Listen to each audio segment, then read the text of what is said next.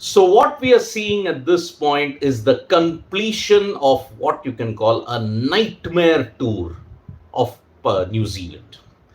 Pakistan have lost the third and final ODI at Mount Maunganui by a massive 44 runs in a rain shortened, wet outfield shortened game. Now, with this, in the 8 international matches that have been played in this tour, Pakistan have lost 7 of them. One win that came courtesy of a win in the third T20I. After that, Pakistan have been absolutely woeful. So today at Mount Maunganui, in a match that was shortened to 42 overs, New Zealand notched up 264 with Michael Bracewell hitting 59 of 40 balls, 1 4 and 6 sixes. Other contributions from the top order ensured that New Zealand reached 264 for 8. But then Pakistan's woes continued. For the second straight game, there was a concussion substitute. Imam ul Haq had a freak injury when the throw from the fielder hit him. Somehow an awkward bounce happened and he got hit on the helmet. He had to go off and a concussion substitute Usman Khan came. But then in a chase of 264 with only 42 overs available, Babar Azam scores a 50, which is at a strike rate of 85. 85 strike rate, and many people are calling out Babar Azam's knock. He just struggled to get going. Yes, he hit a 50, but at the same point in time, it is important to understand that Babar Azam's 50 mounted the pressure. Rizwan tried, all the others tried, but then they just could not make do with the mounting run rate, and they capitulated. Ben Sears, for the second consecutive game, has taken a 5-wicket haul, and that is why, fittingly, New Zealand end their international summer on a high. They had reached the final of the Champions Trophy to lose twice to India. Now they have achieved an almost clean sweep, 4-1 in the T20Is and 3-0 in the ODIs. And that is why this result at Mount Maunganui is only a justification that Pakistan's woes are increasing every single day. You have to look at Pakistan at this point in time saying that how on earth can they have lost this? Because again, the bowlers had done okay. 264, they had somehow managed to restrict them. But then at this point in time, Pakistan, they are batting once again. Their middle order is really, really fragile. In addition to the top order that was misfiring. The top order misfired. They had a fragile middle order with Babar Azam also scoring a very slow 50. This increased Pakistan's woes. And that is why this is a big, big concern now. Pakistan's bowling, Pakistan's batting continues to be woeful, and that is why both in white ball and in red ball cricket, they have struggled in a big, big way. Now, Ben Sears, he bowled the right line and lengths, he bowled the cutters well, he bowled the right line, lengths, and that is why he ended up with a 5-wicket haul. Jacob Duffy, yet again, 2 wickets.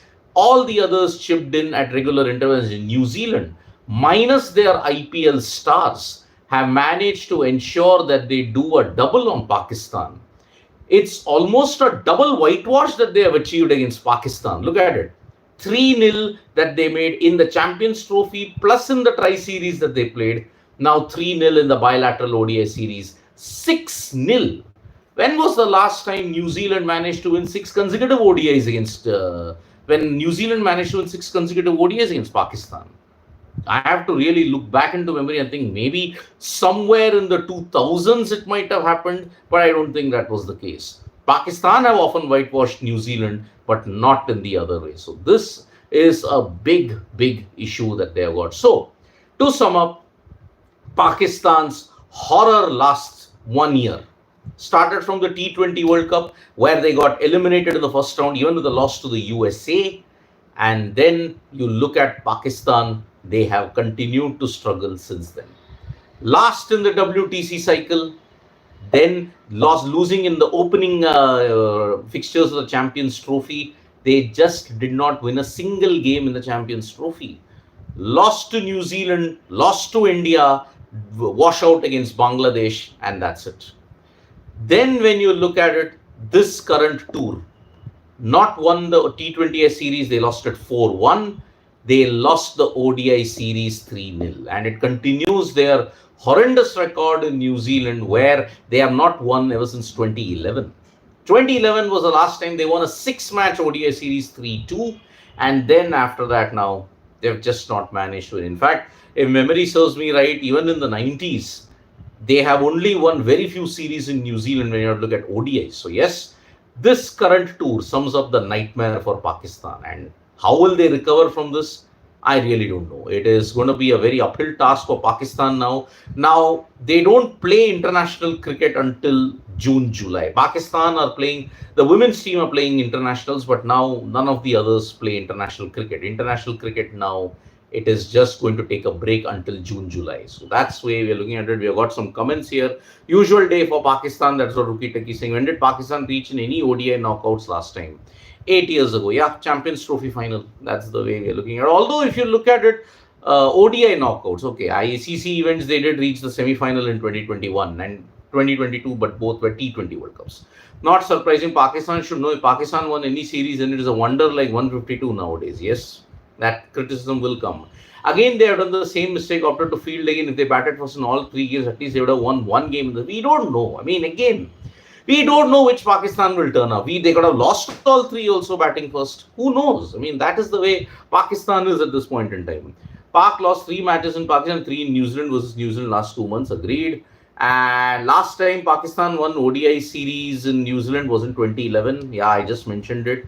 And do you think the end of Pakistan cricket is near? No, it's not going to happen. And see, Pakistan cricket will have to undergo tremendous amount of upheaval. That's the one thing that is there. And that's about it. So yes, international cricket, when you look at the men's fixtures, is over.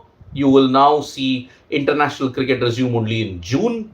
Apart from that, now it's only T20 leagues that's going to dominate. The PSL is going to be played side by side with the IPL. Now that is a big, big thing. Pawan Hulla is saying, once a legend from Australia said Babar is part of the collapse. Babar Azam's song will come under scrutiny today. 50 runs at just a strike rate of under 90 in a chase of 264 or 42 overs. That's the problem with Pakistan, and they are not going to improve soon in the near future. So thank you so much, folks, for joining us for this update. Subscribe to Sports Today for all the latest news and analysis.